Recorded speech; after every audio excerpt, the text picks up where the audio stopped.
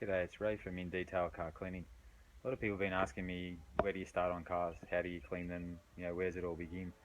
And for me, I thought I'd show you one before we start. This is a ute that's come to me fairly dirty. You can see the owner's looking to sell and move this on. So he's looking for an all-round detail with this car. And so where would you start with a car like this? How would you come to clean it? Would you just run it to someone else, or how's it all begin?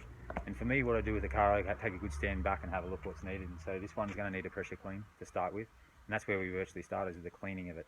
And I start from the top down.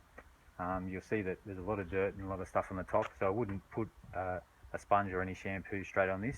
I give it a real good rinse inside the doors. And with the pressure cleaner, if you've got one at home, if you've got a pressure cleaner, but if you haven't, any hose or any high pressure hose, or even just a normal hose will do. But you want to get really a lot of this top surface off before you actually start to put a sponge on it. You want to give it a good rinse. And with a day like today, it's a winter's day, but we're fairly high in temperature. This car is black, but it's already really hot.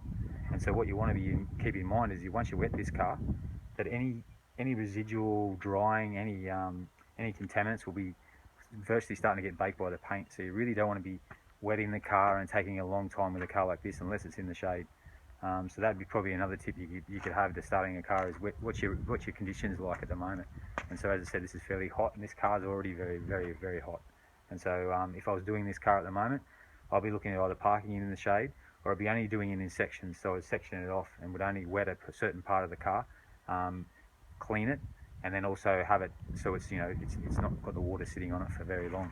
So that's a few of the tips. I'll be running this video and running this car over a period of time, and I'll show you how this one starts. As you can see now, we'll do some more photos on it. We'll see how it starts.